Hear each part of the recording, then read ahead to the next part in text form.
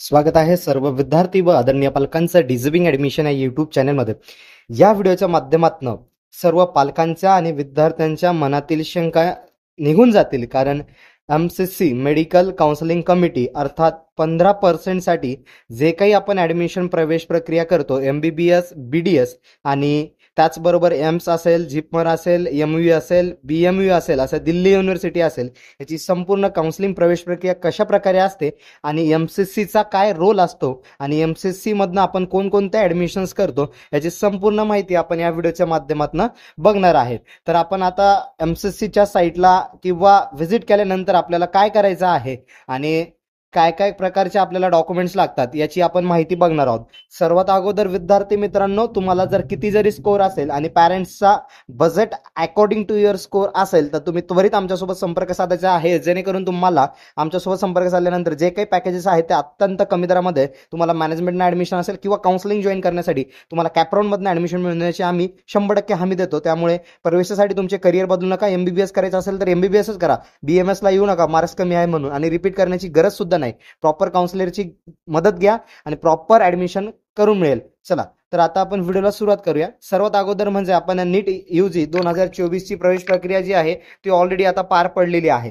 जसं की आपल्याला माहित आहे, साधारणतः MCC मार्फत कोणकोणते ॲडमिशन्स केले जातात याची आपण माहिती बघणार आहोत. तर विद्यार्थी व पालक मित्रांनो, MCC मार्फत जवळपास तुमचे 15% ऑल इंडिया कोटा असेल आणि त्याचबरोबर जो तुमचा MBBS BDS सीट्स असतात युनियन टेरिटरीच्या, जम्मू काश्मीरच्या आणि ऑल इंडियन महाराष्ट्र असेल, त्यामध्ये प्रत्येक स्टेट असेल त्यामध्ये इन्क्लूड असतं. 15% जागा ज्या असतात त्या MCC मार्फत भरल्या जातात. यामध्ये आपला महाराष्ट्राचा विद्यार्थी सुद्धा पार्टिसिपेट करू शकतो आणि बाहेर राज्यातील सुद्धा यामध्ये विद्यार्थी पार्टिसिपेट करू शकतो. त्याच्यानंतर 100% जे आहेत ते MBBSचे, BDSचे आणि त्याचबरोबर BHU युनिव्हर्सिटी जी आहेत त्याचे ॲडमिशन्स केले जातात MCC मार्फत. त्याच्यानंतर सर्व अक्रॉस जवळपास 17 एम्स आहेत, त्या सर्व एम्सचे 100% ॲडमिशन जे आहेत ते MCC मार्फत केले जातात. त्यानंतर 100% जिपमरचे ॲडमिशन आणि पॉन्चेरीचे आणि त्याचबरोबर AUMचे ॲडमिशन सुद्धा 100% जे आहेत जिपमरचे, फक्त जिपमरचे म्हणतोय, लक्षात द्या, जिपमरचे ॲडमिशन सुद्धा हे MCC मार्फत केले जातात.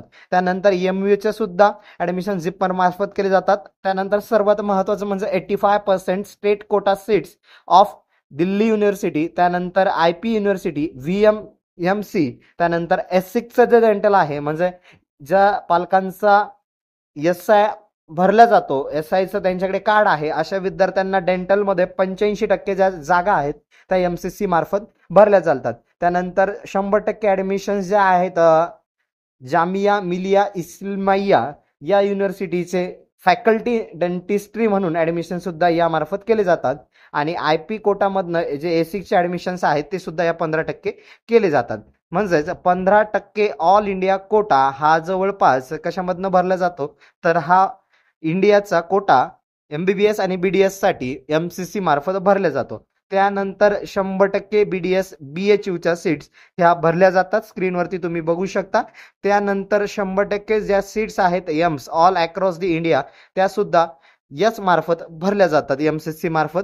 आणि एम्समध्ये, जिपमरमध्ये तुम्हाला जर प्रॉपर काउन्सिलिंग पाहिजे असेल आणि 600 अबोव जर तुमचा स्कोर असेल तर त्वरित आमच्यासोबत संपर्क साधायचा आहे. विद्यार्थी मित्रांनो, तुम्ही एम्स असेल किंवा तुमच्या लोकलचं कॉलेज असेल एखादं गव्हर्नमेंट, त्यापेक्षा जर एम्स बेटर मिळत असेल तर तुम्ही ते घ्यायला पाहिजे आणि याचं व्यवस्थित गायडन्स जे आहे ते आम्ही करतो, त्यामुळे त्वरित संपर्क साधायचा आहे.